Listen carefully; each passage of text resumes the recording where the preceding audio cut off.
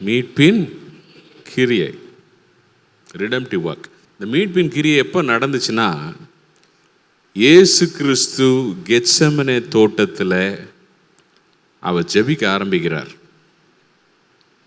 ஜெபிக்கும்போது ஒரு வார்த்தை சொல்கிறார், என் சித்தத்தின்படி அல்ல உம்முடைய சித்தத்தின்படியே ஆக கடவுதுன்னு சொல்லும்போது அவருடைய வேர்வை இரத்தத்தின் பெருந்துளிகளாய் விழத் தொடங்கிச்சான்.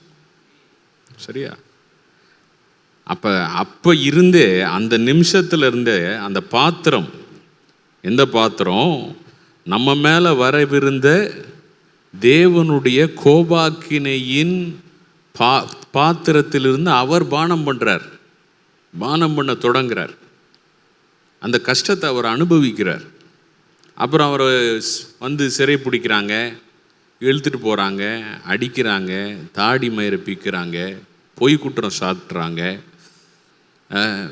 பின்னாடி முதுகெல்லாம் அடிக்கிறாங்க, கிழிஞ்சி முதுகெல்லாம் உழுகிறவனுடைய நிலம் போல் ஆகுது.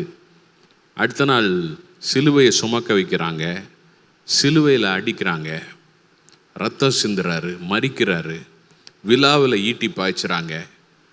அவருடைய மரணத்தில் அவருடைய ஆவியை தேவனுக்கு, பிதாவுக்கு ஒப்பு கொடுக்குறாரு.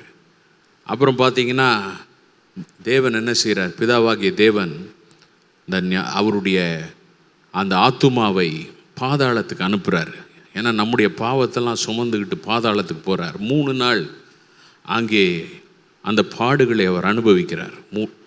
அதுக்கப்புறம் அவர் உயிர் தெழுப்புகிறார். உயிர் தெழும்பி அவர் சிந்தின பரிசுத்த இரத்தத்தை எடுத்து பரலோகத்துக்கு போகிறார்.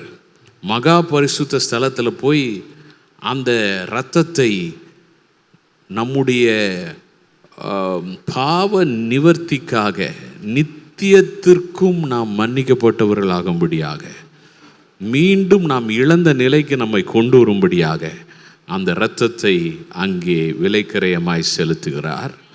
அதுக்கப்புறம் எல்லாவற்றின் மேல் ஆளுகை உடையவராக, வானத்திலும் பூமியிலும் சகல அதிகாரம் உடையவராக, பாதாளத்தின் மேல் அதிகாரம் உடையவராக பிதாவின் வலது பாரசத்தில் உட்காருகிறார்.